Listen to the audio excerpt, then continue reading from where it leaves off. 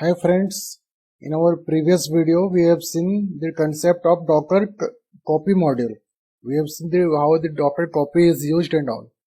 So in this module, in this video I am going to discuss about the other properties of the Docker container which you can use with the Docker. Okay.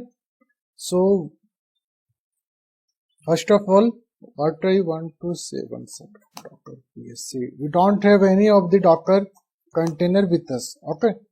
So first I will want to explain you what the restart does. So Docker run -.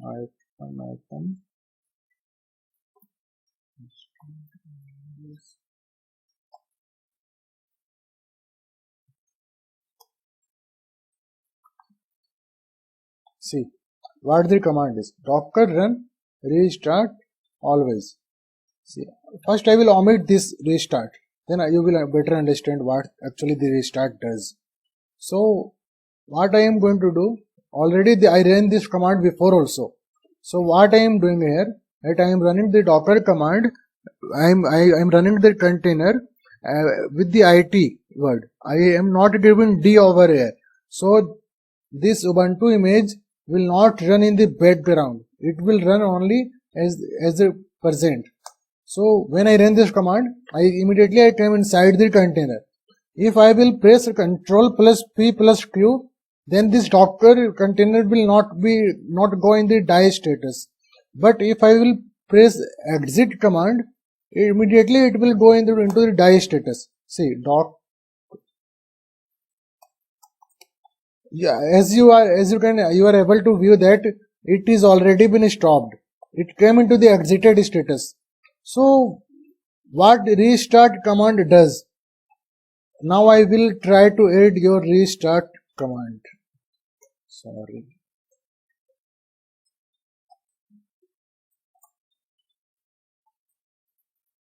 So now I am adding restart always. What this restart says, that whenever the containers goes down or whenever the containers gets stopped, always start it. Always. Without looking into the exit code. As we know that in any computer, exit code comes either as 0 or non-zero. So 0 means it ran successfully, non-zero means it haven't run successfully. So without looking into the exit code, just do restart this container anyhow. So see, now again I am running this restart. Again I am creating one container. So but this time I am using restart always. So see what changes will happen.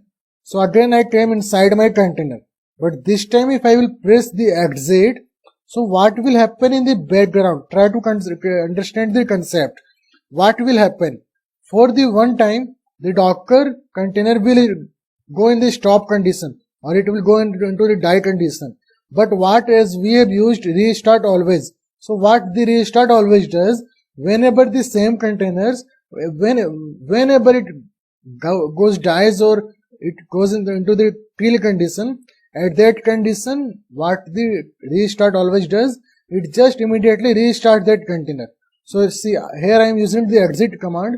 So when I came out of the container, so when I am using Docker PS, as you can easily see that this container is up. As I haven't used D option over here, no daemon is running. Still it is in the up condition. It is running. So this is the what restart always does. This restart always, what is the use of this? You got it. Okay. Now I will say you, one second, let me clear this screen.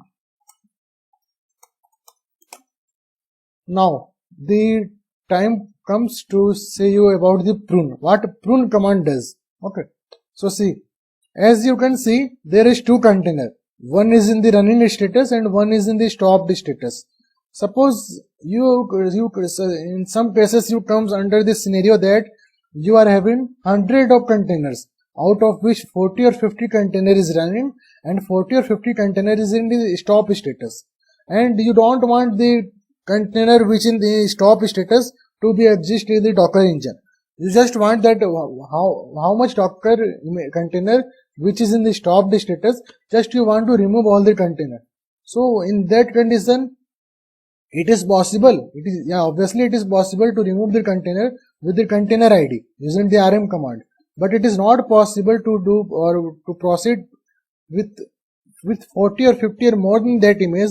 It will take a long time. So what facility is there? You can use prune command. So I will use docker container prune. So what this prune command will do, it will go into the docker container list, and whatever container is either in the stopped status or in the hanged status, whatever in the bed status it is there, it will remove all the containers, and it will don't touch any of the container which is in the running status. So see, when I will run this command, docker container prune, I think it's in OCCC. Container spelling we have mistaked. CONTAINER. Docker container prune. Now see what message we are getting now. This will remove all stopped container. This is the main funda. This will remove all stopped container. Do you want to proceed? Give yes. Yeah. Why? I want to proceed. So see what they did. What they did. They have removed only one container with the container ID 836A. Why? Because this container was in the stopped status. But this prune command haven't touched the container which is in the running status. So this is the beauty of the prune command. Now we have covered Docker logs. Now one more thing. Let me clear the screen. Docker PS. We are having only one container. Okay. Docker run -itd-p is for the port mapping, and as I am given caps P means capital P, then it will automatically assign any free port which is available in the host operating system, and it will assign to the default port of the, suppose I am installing Tomcat, and it will assign default port 8080 of the Tomcat. It will assign any default port which is available in the host operating system. So what I am doing, I am just running a container which I did earlier as well. So what I want to show you, see, the container is there. So suppose I want to see the logs file, log details I want to see. So how can I see? To view the log details of any container, you have to just run the command docker container ID before that logs.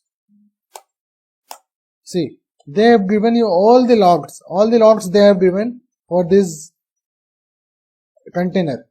So you can export this logs file to any other location, or you can copy this logs file to any other location as well.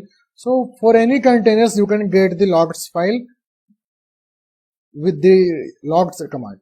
Now suppose you want, see, you have given, but this is, suppose this logs file contain more than thousands of lines, but you want only last 10 line, because you know that whatever error I got, that should be in the last 10 line. So you will be using tail command. Tail means last. This tail and all everything we use in our Linux command we uses all this. So the people who is very much aware of this Linux command, they must be aware of this, what the tail command is, what the logs command is. So they must be aware of that.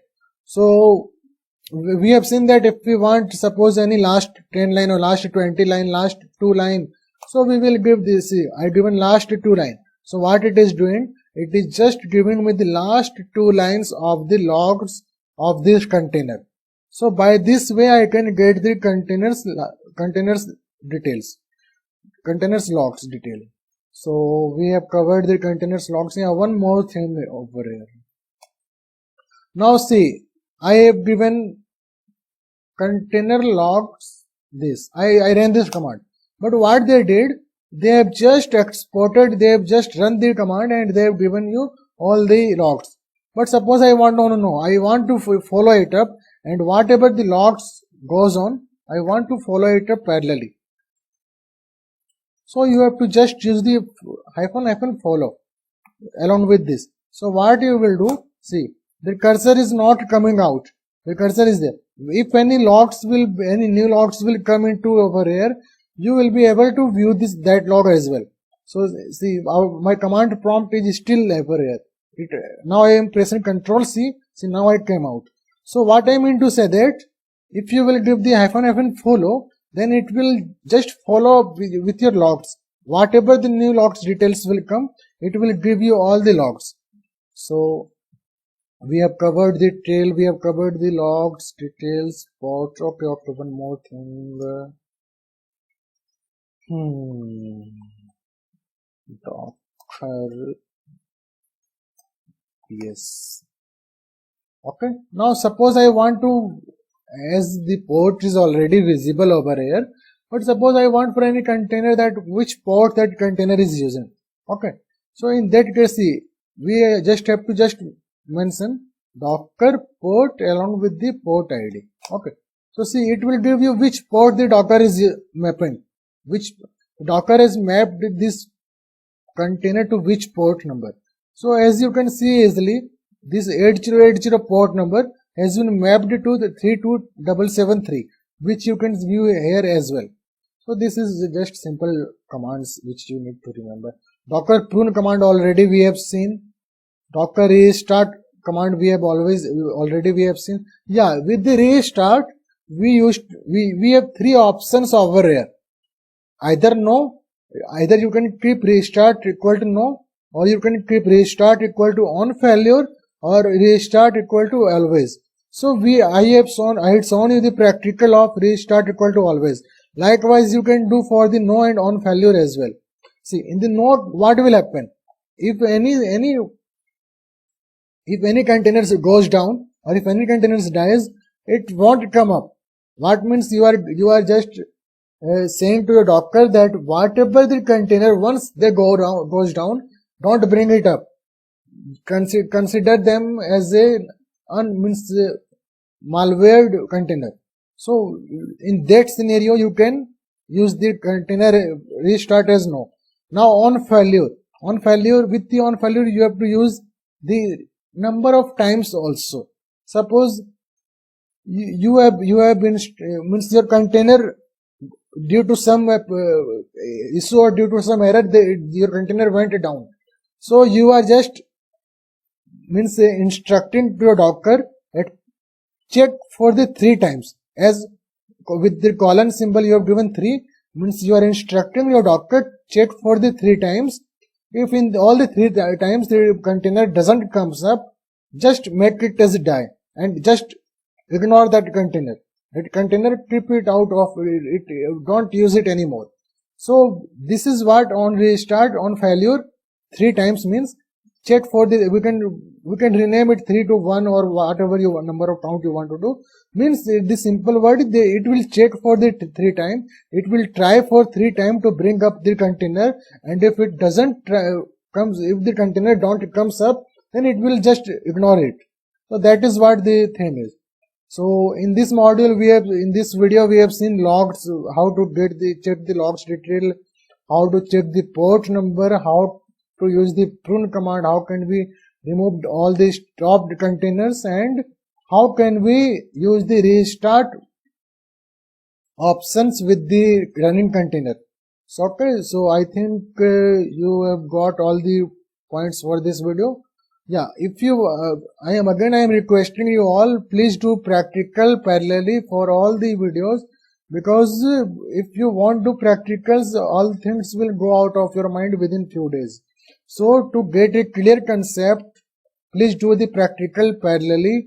If you don't have Linux server along with you, I had prepared a separate video for it, how to provision AWS server. So please go through that video and provision a server for yourself. It is totally free of cost for 1 year. So please do the practical along with. And if you want to get this document as well, then you can download the document from the Facebook group Devops. I am going to upload all the documents, all the notes over there. So you can simply go to the page and you can just download this from my Facebook page. So this is sufficient for this video. Next video we will see something more about the customized image or something different. Bye bye.